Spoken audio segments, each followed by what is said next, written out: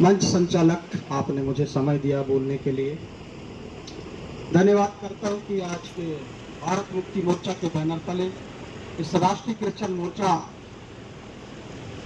का अपना दुख पीड़ा को रखने के लिए और उपस्थित अलग अलग हमारे संगठन के, हमारे मजदूर संगठन और हमारे किसान संगठन और वामसेक के हमारे पदाधिकारीगण और महिला प्रकोष्ठ भारत मुक्ति मोर्चा के अध्यक्ष और हमारे जिला भारत मुक्ति मोर्चा के जिला अध्यक्ष पंद्रो जी, ये अवसर आपने हमको दिया। आपने हमारी बड़ी चिंतन और मनन किया और राष्ट्र के जो निर्माता कहना चाहिए, इनका संस्थापक हमारे बामन मेश्राम जी, पूरे राष्ट्र में क्रिश्चियनों के ऊपर जो हो रहा है उसके चिंतन और मनन किया और पूरे देश में उन्होंने सबको जोड़ने का, सबको एक साथ करने का एक निर्णय लिया और यह पीड़ा को उन्होंने देखा और आज इस मंच से अपने पीड़ा को हम बयां करना चाहते हैं। मेरे प्रियो, हम सबको मालूम है आज देश कौन सी दिशा और कौन सी दशा में बदल चुकी है। क्योंकि हम जानते हैं हमारा देश 140 करोड़ आबादी, जिसमें सभी धर्मों का सम्मान है, सभी धर्मों का जीने का अधिकार है, मौलिक अधिकार है, लेकिन यहाँ पर कुछ ऐसे संगठन हैं जो उन संगठनों के माध्यम से हम क्रिश्चियनों के ऊपर ही नहीं परंतु और भी हमारे आदिवासी भाई, हमारे और भी संगठन के भाई लोग हैं, उनके ऊपर भी अत्याचार बढ़ते जा रहा है। देश में बड़ी चिंता करने की जरूरत, इस समय सारे संगठन एक साथ होने की जरूरत आ पड़ी है। जैसे कि हमारे अभी ओबीसी मोर्चा के प्रदेश अध्यक्ष बोल रहे थे, एक साथ होने के लिए हमको समझने की जरूरत है। हमको जाति धर्म पर लड़ाया जा रहा है, इसको समझने की जरूरत है।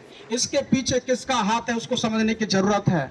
सबका अधिकार है इस दुनिया में जीने के लिए, सबका अधिकार है अपने इष्ट ईश्वर के ऊपर आस्था रखने के लिए, सबका अधिकार है अपने धर्म का प्रचार करने के लिए। हमें संविधान बताता है इस बात को।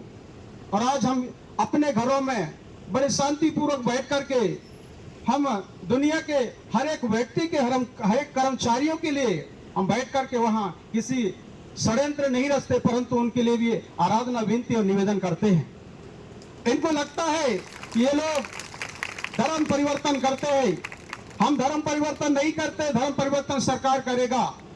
हम इतना बताना चाहते हैं, जो भी भाई इस आस्था पर विश्वास रख करके आया है वो अपना जीवन को बदला है।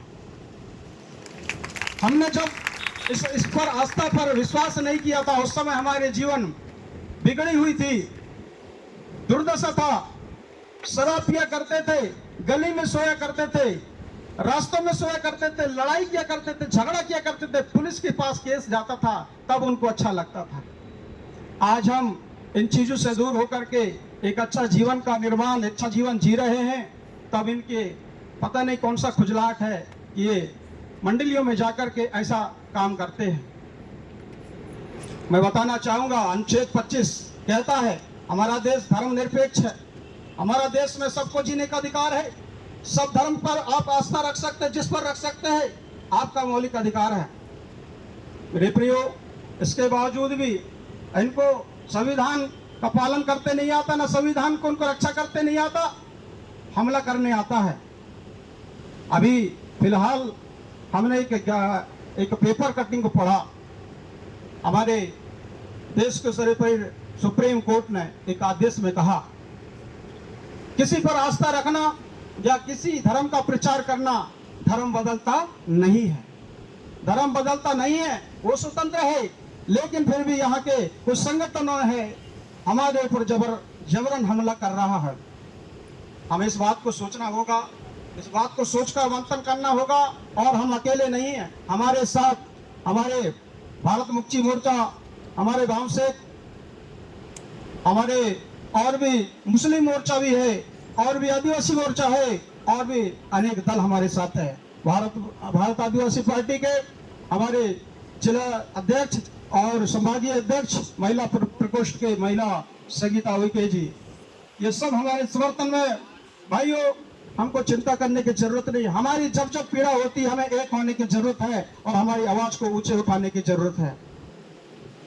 आज मैं इस मंच के माध्यम से मैं कहना चाहूंगा पुलिस प्रशासन को भी, एक कहावत है, कौवा कान को ले गया और कौवा के पीछे लोग भागने लगते हैं। फिर इसका मतलब कौवा कान ले गया कि नहीं ले गया उस व्यक्ति के, उस चीज को हमको देखना होगा। पुलिस प्रशासन को देखना होगा कि वास्तव में उनके ऊपर क्या है, कौवा ले गया कि नहीं ले गया है, उनकी गलती है कि नहीं है। फिर भी उन्हें जबरदस्त उठा करके गाड़ी में ला करके जेल और बंदी गृह में डाल दिया जाता है, जबकि कौवा कान नहीं ले गया है, उसके कान वही के वही है।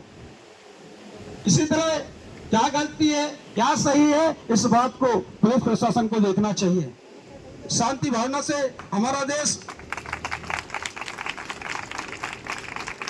शुक्रता, एकता, अखंडता, भाईचारा का देश है। इसे बनाए रखना है, ना कि आप किसी भी मसीह समुदाय में से देख लीजिए, किसी व्यक्ति के किसी प्रकार की विरोधाभास नहीं करता, न किसी को जबरन वो फंसाता नहीं है, न किसी के घर में जाता भी नहीं है। वो बड़ा सिंपल सिद्धाव का व्यक्ति होता है और अपना जीवन कैसे जीता उसे मालूम है, लेकिन फिर भी हमारे पीछे लगे रहते हैं ये ठेकेदार लोग। हमें समझना होगा इस समाज के ठेकेदार कौन बन रहे हैं, कैसे बन रहे। मेरे प्रियो, हमको आजादी है, हम स्वतंत्र है, मेरा मौलिक अधिकार है, मुझे जीना है, मुझे क्या खाना है क्या पीना है, उसमें हस्तक्षेप करना ये अच्छी बात नहीं है। इस देश में शांति भावना को बनाए रखना है तो इनको भी हमको समझना होगा और इनको जवाब देना होगा। मेरे प्रियो, आज मसीह समुदाय के लिए बड़ी चिंता का विषय है। अब चिंता करने की जरूरत नहीं है। हमारे पूरे भारत में हमारे बहुत से दल, बहुत से संगठन हमारे साथ खड़े हुए और हम कंधे से कंधे मिलकर उनका सामना करेंगे और हमारा हक अधिकार के साथ हम आगे आएंगे। धन्यवाद। मैं ज्यादा समय नहीं लेते हुए आगे का समय मंच संचालक के हाथ में सौंपता हूँ। Thank you. बहुत